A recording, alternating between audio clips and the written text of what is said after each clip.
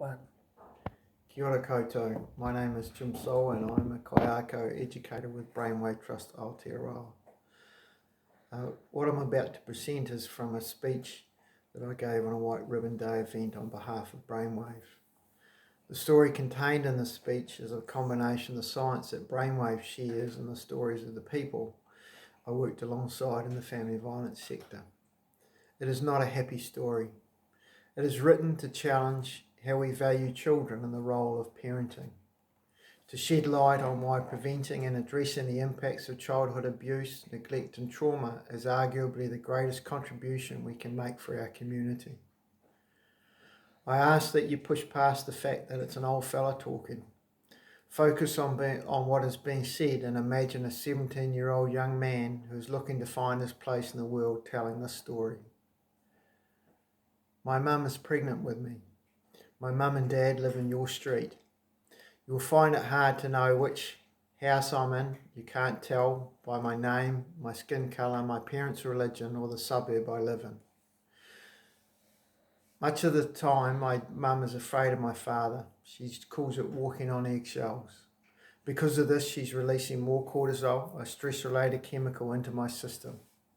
It crosses the placenta and impacts on my brain development. She drinks because that helps her cope. My dad knows it's bad for me and torments her about that. Dad feels bad at times for doing this, and Mum feels powerless, but nothing changes for me or for them. At times my brain is impacted by the alcohol. It harms part of my developing brain and its impact will show later in my story. I am born.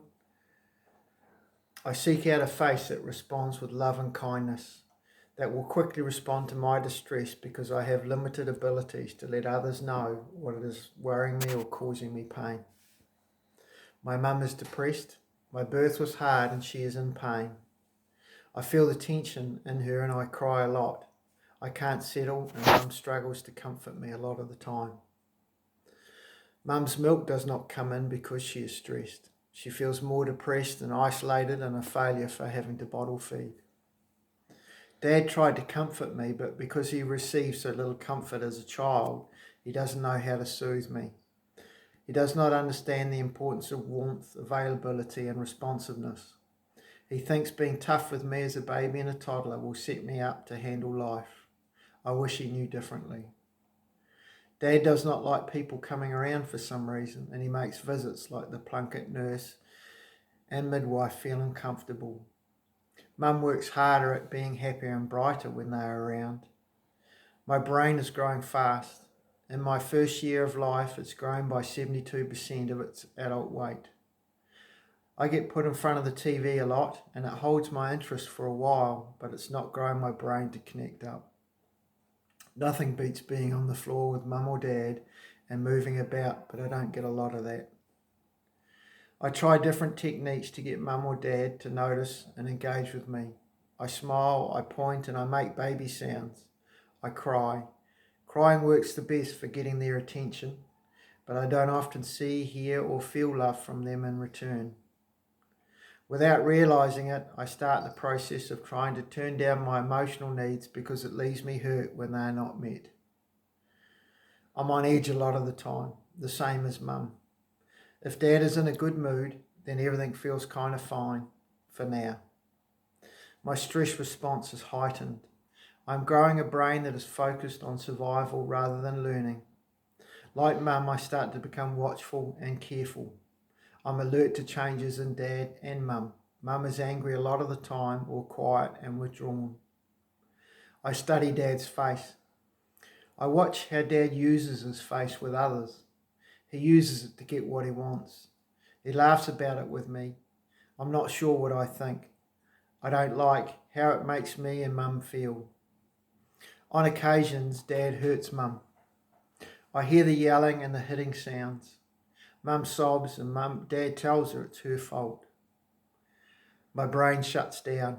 I freeze and stay still. I feel angry for a long time afterwards. Sometimes I want to stop Dad, but I'm too afraid. I hate how I feel afterwards and sometimes blame my mother for not doing what Dad tells her. She knows it will make him angry, but she still does it. Mostly I'm afraid for her. I'm afraid of him, but I want him to love me. I wonder what is wrong with me that he can't love me. I don't stop loving him, but I do start not loving myself. I find it hard to settle at kindergarten. I worry about mum and dad. I watch the other kids, the boys especially. I practice my face when I want something or I don't want to share. Some of the kids become scared of me. I need to be moving and I struggle at mat time. Some of the teachers are patient with me. Their voice calms me and I feel bad about what I did. Others get cross and I find it hard not to run or head out when they do that. I go off to school. Some of the kids from kindy are there and I want to play with them, but they avoid me. That upsets me and makes me angry. I find myself watching and listening, but not on what the teacher says. My brain adjusts to this elevated state. My survival brain develops further.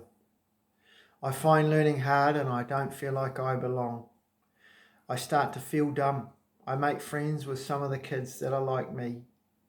I don't like the way that other kids look at me or make comments when they think I can't hear. They deserve what they get. Don't they understand what I have to deal with at home? I have too much cortisol in my system and I feel stressed a lot of the time. I still have trouble concentrating. I get a teacher aide. I don't like being different. Some are kind and patient with me and it's like they understand that I have a lot to deal with. I like it when I have one-on-one. I can relax and be calm and I can learn some things because I can use my cortex and my brain. I start to feel good about myself and I trust them. But they change and not all teachers are like that. A lot of the time I'm labelled naughty. A kind teacher aide asked me about a bruise on the back of my legs. I tell her only a little bit about what Dad did. Another woman comes and sees me. I don't know her. She looks at the bruise. I don't say how I got it. I say I fell over. I'm worried for some reason. Several days later I get home from school. Dad is angry with both of us. He asked me if I want to live with him and Mum and Dad, with him and Mum. I tell him of course I do. He tells me that if I talk to people about us, then I'll get put in a home where I can't ever see him or Mum again. He's nice to both of us for a while.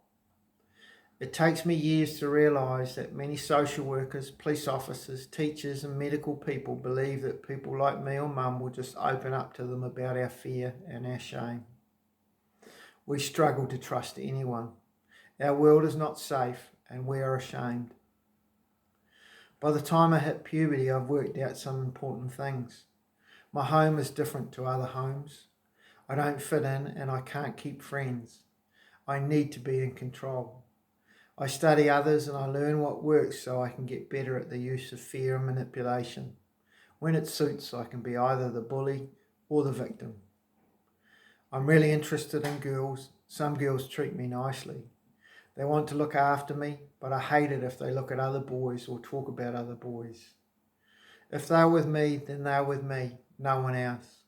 Not their friends, not their parents, just me. Girls are not to be trusted because life has taught me people are not to be trusted. Dad doesn't trust Mum. He calls her horrible names to do with men.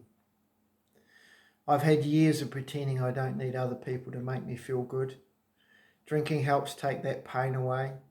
It turns down the cortex, which is the consequence thinking part of my brain, and it turns up the emotional part. For a while it feels good. I go to a party with my girlfriend. I drink, I laugh and I'm funny. Then I study other boys' faces. I see her ex and I have a go at him. By now the thinking and logical part of my brain, which has already been compromised by fetal alcohol and years of elevated stress, is turned right down. Consequences are of little concern to me.